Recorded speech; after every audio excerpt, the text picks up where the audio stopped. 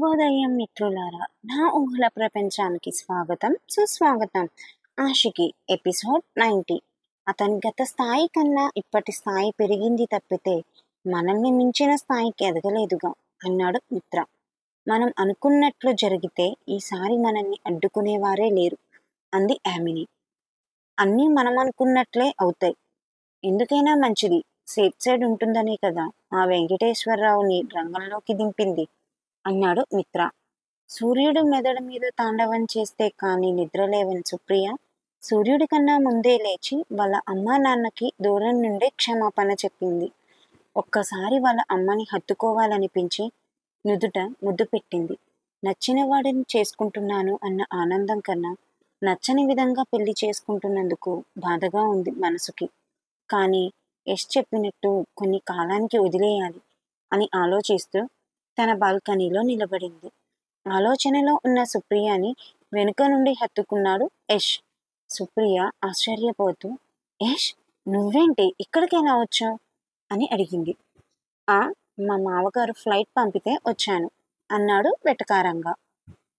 అసలే టెన్షన్గా ఉంది, నువ్వు ఇంకా టెన్షన్ పెడుతున్నావు, వెళ్ళిపో ముందు ఇక్కడి నుంచి అంది సుప్రియ యశ్వంత్తో. టెన్షన్ ఎందుకే అన్నాడు యష్. మా ఇంట్లో చెప్పకుండా సినిమాకు కూడా వెళ్ళలేదు ఎప్పుడు నేను, అటువంటిది ఏకంగా పెళ్లి చేసుకుంటున్నా, ఆ మాత్రం టెన్షన్ ఉండదా ఏంటి అంది సుప్రియ. యశ్వంత్ సుప్రియ నుదుటిపై ముద్దు పెట్టి కాసేపు టెన్షన్ బాధ అంతా పక్కన పెట్టు ప్రియా అని సుప్రియని దగ్గరికి తీసుకున్నాడు. తనలోని బాధ అంతా కన్నీటి రూపంలో బయటికి తీసి యష్ని హత్తుకుని ఉండిపోయింది సుప్రియ. కొంతసేపటికి యష్ సుప్రియ కళ్ళు తుడిచి, బాధపడకు బంగారు, ప్లీజ్, మన పెళ్లిలో నీకు ఒక సర్ప్రైజ్ ప్లాన్ చేశాం, త్వరగా వచ్చే అని వెళ్ళిపోయాడు. సుప్రియ ఆఫీస్కి రెడీ అయినట్టే రెడీ అయి శివ వాళ్ళ ఇంటికి బయలుదేరింది. సుప్రియ వెళ్ళేటప్పటికి అక్కడ హాసిని ఉంది. అక్క, నువ్వెప్పుడు వచ్చావు ఇక్కడికి అడిగింది సుప్రియ హాసినిని. నీకన్నా ముందే అంది హాసిని సుప్రియతోటి. మరి అత్తలా ఒప్పుకుందక్క అడిగింది సుప్రియ హాసినిని. ఆయన ఏదో చెప్పి ఒప్పించారు కానీ నువ్వు త్వరగా రెడీ అవ్వాలి రా అని ఇషిత హాసిని కలిపి సుప్రియని రెడీ చేశారు. కాసేపటికి సంతోష్ వచ్చాడు. అందరూ రిజిస్టర్ ఆఫీస్కి బయలుదేరారు. సుప్రియ హాసిని వాళ్ళు రిజిస్టర్ ఆఫీస్కి వెళ్ళేసరికి అక్కడ సుప్రియ తల్లి ప్రభగారు వాళ్ళు కనిపించేసరికి సుప్రియ ఆశ్చర్యపోతూ, అమ్మా అని వాళ్ళమ్మ దగ్గరికి వెళ్ళి, నన్ను క్షమించమ్మా, నేను అని సుప్రియ చెబుతూ ఉండగా, నువ్వు ఎంత నలిగిపోయావో పొద్దున్న నువ్వు ముద్దు పెట్టినప్పుడు నా నుదుటి మీద పడిన నీ కన్నీటి చుక్కలు చెప్పాయి తల్లి అన్నారు. చాలా థ్యాంక్స్ బావా, అమ్మ నొప్పించినందుకు అంది సుప్రియ. థ్యాంక్స్ నాకు కాదు, యష్కి చెప్పాలి అన్నాడు సంతోష్ సుప్రియతో. అర్థం కానట్లు ఆశ్చర్యంగా చూసింది సుప్రియ సంతోష్ వైపు. నిన్న సాయంత్రం మేం గుడికి వెళ్ళినప్పుడు యశ్వంత్ నీ కాబోయే మావగారిని తీసుకుని నా దగ్గరికి వచ్చాడు తల్లి. ముందు నేను యశ్వంత్ వాళ్ళ నాన్నగారిని చూసి చాలా ఆశ్చర్యపోయాను. ఒకప్పుడు మీ నాన్న ఆయన చాలా చాలా మంచి స్నేహితులు, నేనైతే అన్నయ్య అని పిలిచేదాన్ని అని చెప్పారు పద్మ. ఆ తరువాత యశ్వంత్ వాళ్ళ నాన్న ఇద్దరు మా ఇద్దరిని పెళ్లికి ఒప్పించారు. కానీ నాన్నకు తెలిస్తే ఆయన మూర్ఖత్వంతో ఎలాంటి నిర్ణయం తీసుకుంటారో చెప్పలేం అన్నారు పద్మ. కనీసం నీ కళ్ళెదురుగా అయినా నా పెళ్లి జరుగుతున్నందుకు చాలా ఆనందంగా ఉందమ్మా అంది సుప్రియ. సర్ప్రైజ్ నచ్చిందా అడిగాడు యశ్వంత్ సుప్రియని కళ్ళెగరేస్తూ. చాలా నచ్చింది యష్ అంది సుప్రియ యష్ తోటి. భర్తని అలా పేరు పెట్టి పిలవకూడదే, చెప్పాను కదా అన్నారు పద్మ. పెళ్ళయ్యాక ఏవండి అంటానులే హాసిని అక్కల అంది సుప్రియ. అందరూ నవ్వుకున్నారు. పెద్దల దీవెనల మధ్య సన్నిహితుల సరదాల మధ్య చూడముచ్చటగా జరిగింది వాళ్ళ పెళ్లి. కొత్త దంపతులు అందరి దగ్గర ఆశీర్వాదం తీసుకున్నారు. పెళ్లి పూర్తవగానే పద్మగారు యశ్వంత్ తల్లితో, చిన్నపిల్ల తెలిసి తెలియని తప్పులు చేస్తే మీ అమ్మాయి అనుకోండి అన్నారు. అనుకోవడం ఏంటి, మా అమ్మాయే ఇక అన్నారు యశ్వంత్ తండ్రి. పెళ్లి బట్టలతోనే వ్రతం చేసుకుంటే మంచిది. మీ నాన్నకి మీ పెళ్లి విషయం తెలిసేలోపు మీరు అన్నవరం వెళ్ళిపోండి. అక్కడే వ్రతం చేసుకోండి అన్నారు పద్మ. లేదత్తా, ఇప్పుడు యష్ వాళ్ళు మన ఇంటికి వస్తారు. మావయ్యకి తన తప్పులు తెలిసే టైం వచ్చింది అన్నాడు సంతోష్. ఇంతలో సుప్రియ చెంప చెల్లుమనిపించాడు వెంకటేశ్వరరావు. నా కళ్ళు కప్పి ఇంత నాటకం ఆడతారా మీరందరూ? మీరెవ్వరినీ వదిలిపెట్టను నేను అన్నాడు ఆయన. ఏవండి, మన అమ్మాయి తప్పేం లేదండి ఇందులో అన్నారు పద్మ. నోర్మోయ్ నువ్వు ఒక తల్లివేనా అని పద్మగారిని కొత్తబోతుంటే యశ్వంత్ నాన్న అడ్డుపడి, నీ మూర్ఖత్వంతో నీ కూతురు జీవితం నాశనం చేయకు అన్నారు. నా మీద కోపంతో నా కూతుర్ని నాకు దూరం చేసావు కదా. నన్ను ఒక్కసారి వద్దు అనుకున్న వాళ్ళు ఎవ్వరూ నాకు వద్దు. మీ అందరూ అంతే తేలుస్తా అని అక్కడి నుండి వెళ్ళిపోయాడు వెంకటేశ్వరరావు. సుప్రియ అక్కడే కూర్చుండిపోయి ఏడుస్తుంటే రావు గారు సుప్రియ కన్నీడు తుడిచి, కొత్త పెళ్లి కూతురు ఏడవకూడదు అన్నారు మాటలు కూడా తీసుకుని. అవునరా తల్లి, అన్నయ్య అన్నట్టు నువ్విప్పుడు ఏడవకు, అన్నీ త్వరలోనే సర్దుకుంటాయి, సరేనా అన్నారు విష్ణు. ముందు నువ్వు పైకి లే ప్రియా. అయినా మీ నాన్న మా నాన్న ఒకప్పుడు ఫ్రెండ్స్ కదా, వాళ్ళు ఖచ్చితంగా ఏదో ఒక రోజు కలుస్తారు. అంకుల్ ఈ పెళ్లిని యాక్సెప్ట్ చేస్తారు, అంతే కదా నాన్న అన్నాడు యష్. నిజం తల్లి, మీ నాన్న మళ్ళీ తనే మన దగ్గరికి వస్తాడు చూడు అన్నారు ఆయన. అసలు మీకు మా నాన్నకి మధ్యలో ఉన్న గొడవ ఏంటి అంకుల్ అడిగింది సుప్రియ. నమ్మకం లేకపోవడం. ఏ బంధం ముడిపడాలన్నా నిలబడాలన్నా నమ్మకం పునాది లాంటిది తల్లి. నీ చిన్నప్పుడు మేమిద్దరం కలిసి బిజినెస్ స్టార్ట్ చేశాం. మొదట్లో లాభాలు బాగానే వచ్చాయి, తరువాత నష్టాలు చవి చూడాల్సి వచ్చింది. అప్పుడే నాకు వచ్చిన ఒక ఐడియాని మీ నాన్నకి చెప్పకుండా ఇంప్లిమెంట్ చేశా. అది తెలిసి కొన్నాళ్ళు నాతో మాట్లాడలేదు. దాన్ని ఆసరాగా తీసుకుని మా సర్కిల్లోనే కొంతమంది మీ నాన్నకి నా మీద ఉన్నవి లేనివి చెప్పడం మొదలు పెడితే అవి విని నమ్మేశాడు. నా స్నేహాన్ని, నాతో వ్యాపారాన్ని రెండూ వద్దనుకుని దూరంగా వచ్చేశాడు. మధ్యలో అనుకోకుండా కలిసిన చాలా యాటిట్యూడ్ చూపించేవాడు. నేను కూడా పట్టించుకోవడం మానేశాను. ఇప్పటికీ ఎవరు మంచివారు, ఎవరు చెడ్డవారు, తనని ఎవరు ఉద్ధరిస్తారో, ఎవరు తనని ఉపయోగించుకుంటున్నారు అనే విషయాలేమీ తెలుసుకోలేని మూర్ఖుడు మీ నాన్న అని చెప్పారు. సుప్రియ బాధ ఇంకా పెరిగింది కానీ తగ్గలేదు. అది గమనించిన యశ్వంత్, చూడు సుప్రియ, అన్నీ అవే సర్దుకుంటాయి. ఇంతమంది మన పెళ్లిలో మనతో ఉన్నారు. అలాగే మీ నాన్నగారు కూడా మనల్ని యాక్సెప్ట్ చేస్తారు, సరేనా? ఏడవకే ప్లీజ్, మేకప్ చెరిగిపోతుందే అన్నాడు యష్. ఆ మాటకి చిన్నగా స్మైల్ ఇచ్చింది. అమ్మయ్య, మా ఆవిడ నవ్వింది అన్నాడు యశ్వంత్. యశ్వంత్ చూపించే ప్రేమను చూసి పద్మగారు మురిసిపోయారు. కొత్త జంట అన్నవరం వెళ్ళారు. హాసిని వాళ్ళందరూ కూడా ఇంటికి బయలుదేరారు. వెంకటేశ్వరరావు ఆవేశంగా మిత్రా ఇంటికి వచ్చి మిత్రా చేతిలో ఒక అగ్రిమెంట్ పెట్టాడు. ఏంటిది అడిగాడు మిత్రా. నువ్వు కేసు గెలవటానికి ఉపయోగపడేది అని చెప్పి వెళ్ళిపోయాడు వెంకటేశ్వరరావు. ఆమెని ఆతృతగా అదేంటో అని ఓపెన్ చేసి చూసింది. చూడగానే, ఎస్, మనం జాక్పాట్ కొట్టాం మిత్రా అంది. ఇంతకీ ఏంటి ఆ అగ్రిమెంట్ అన్నాడు మిత్రా. ఆ సంతోష్ హాస్నీల ఒప్పంద వివాహ పత్రం మిత్రా అని అంది ఆమెని మిత్రాతోటి.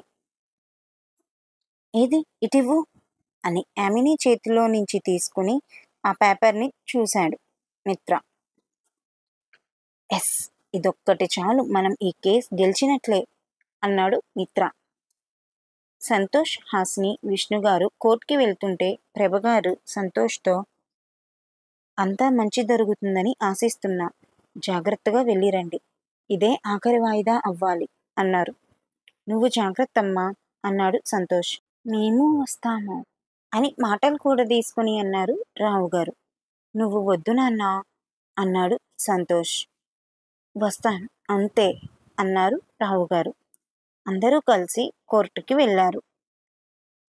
యువర్ ఆనర్, ఇప్పటి వరకు నా క్లయింట్ సంతోష్కి పెళ్లి కాలేదు కాబట్టి ఆస్తి మీద అతనికి హక్కు లేదు.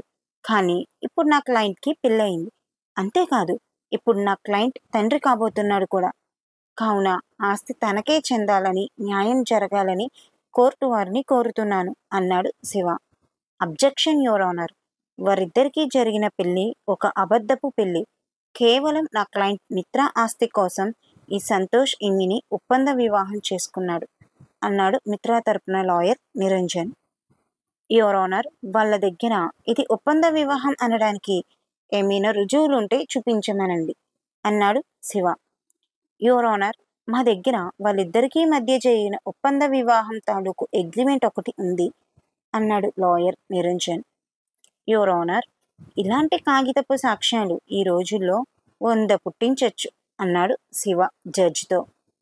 It's okay your honour. Defence వారికి వివరంగా సాక్ష్యం చెప్పేలా మా దగ్గర ఒక సాక్షి కూడా ఉన్నాడు అన్నాడు ఆ లాయర్ నిరంజన్. వెంకటేశ్వరరావు, వెంకటేశ్వరరావు, వెంకటేశ్వరరావు అని పిలవగానే వెంకటేశ్వరరావు వచ్చి బోన్లో నిలబడ్డాడు.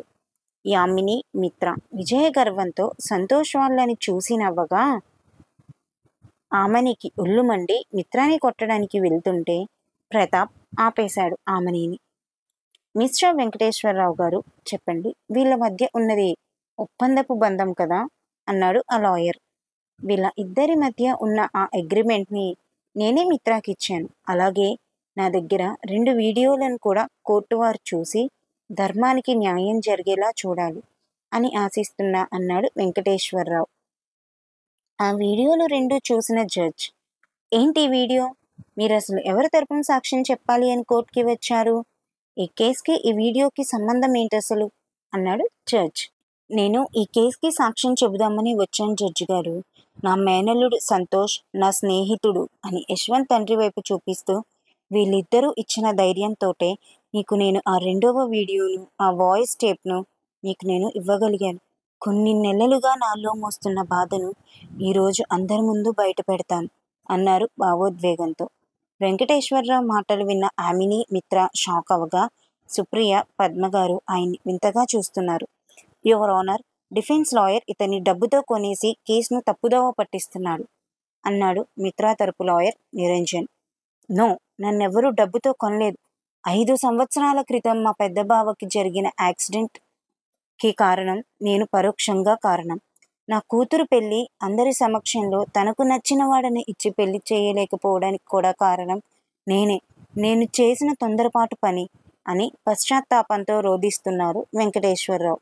వెంకటేశ్వరరావు మాటలు విన్న వారంతా, ప్రభగారితో సహా అందరూ ఆశ్చర్యానికి గురయ్యారు. సంతోష్, హాస్ని, విష్ణు, యశ్వంత్ తండ్రి మాత్రం నిశ్చలంగా ఉండటం చూసిన ప్రభగారు, నీకు అన్ని నిజాలు తెలుసా అడిగారు. చూస్తూ ఉండమ్మా, అన్ని నిజాలు వాటంతట అవే బయటికి వస్తాయి అన్నాడు సంతోష్. మీకు నేను చూపించిన వీడియోలో ఉన్న వ్యక్తి నన్ను బ్లాక్మెయిల్ చేయడం వల్లే నేను నా మేనల్లుడి కుటుంబానికి దూరంగా ఉన్నాను. అతని వల్లే నేను నా కూతురికి నచ్చినట్లుగా పెళ్లి చేయలేకపోయాను. ఇలాంటి వాడు భూమి మీద ఉండకూడదు. వీడి వల్ల ఎన్నో నిద్రలేని రాత్రులు గడిపాను నేను.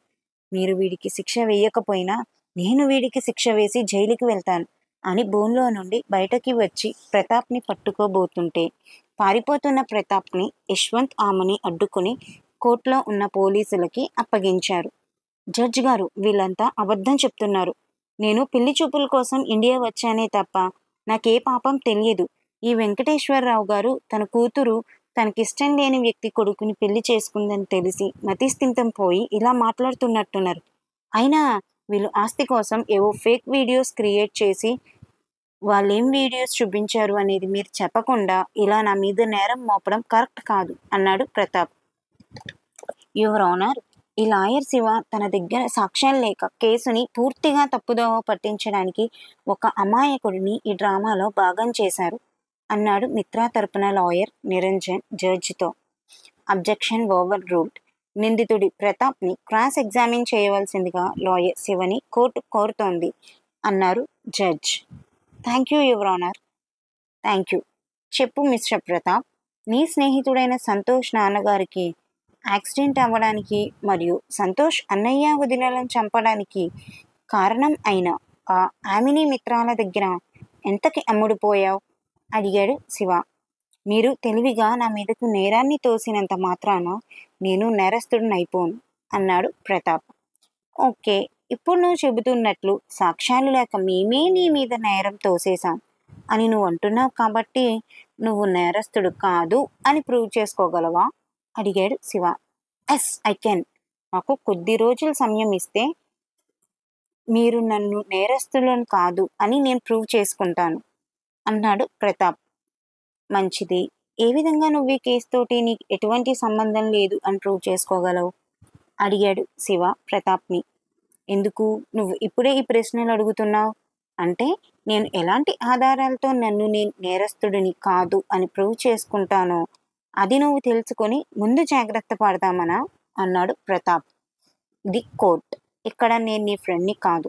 కోర్టులో డిఫెన్స్ లాయర్ ఏది అడిగితే దానికి సమాధానం చెప్పాలి అన్నాడు శివ. ఓకే, అడగండి అన్నాడు ప్రతాప్. నేను అడిగిన ప్రశ్నకి సమాధానం చెబితే ఇంకొక ప్రశ్న అడుగుతా అన్నాడు శివ. నువ్వు అంటున్నట్లుగా సంతోష్ వాళ్ళ అన్న వదినల యాక్సిడెంట్కి నాకు ఏ మాత్రం సంబంధం లేదు. ఎందుకంటే వాళ్ళకి యాక్సిడెంట్ అయ్యేటప్పటికి నేను ఇండియా వదిలేశా అన్నాడు ప్రతాప్. మరి వెంకటేశ్వరరావు అంకుల్ని మధ్యవర్తిగా ఇరికించి ఆయన ద్వారా డబ్బులు ఎందుకు తీసుకున్నావు నువ్వు అడిగాడు శివ. ఆయన అబద్ధం చెప్తున్నారు అన్నాడు ప్రతాప్. అసలు ఈయన ఇలాంటి వ్యక్తి అని తెలిస్తే ఇతని కూతుర్ని పెళ్లి చేసుకోవాలి అని ఇండియా రాకపోదును, ఈ కేసులోనూ ఇరుక్కోకపోదును అన్నాడు Pratap. Well said Pratap, well said. సరే, వెంకటేశ్వరరావు గారు జడ్జ్ గారికి ఇచ్చిన వీడియోని చూపించాక మిమ్మల్ని నేను కొన్ని ప్రశ్నలు అడుగుతా. జస్ట్ వెయిట్ అండ్ వాచ్ అని ప్రతాప్తో చెప్పి, యువర్ ఆనర్, వెంకటేశ్వరరావు గారు మీకు ఇచ్చిన వీడియో ఒకసారి ప్లే చేయవలసిందిగా కోర్టు వారిని కోరుతున్నాను అన్నాడు శివ. ఈ వీడియో కనుక మీకు నచ్చినట్లయితే please like, share and subscribe my channel. Next ఎపిసోడ్లో ఏం జరుగుతుందో, అసలు ఆ వీడియో ఏంటి, అందులో ఏం సాక్ష్యం ఉందో తర్వాత తెలుసుకుందాం.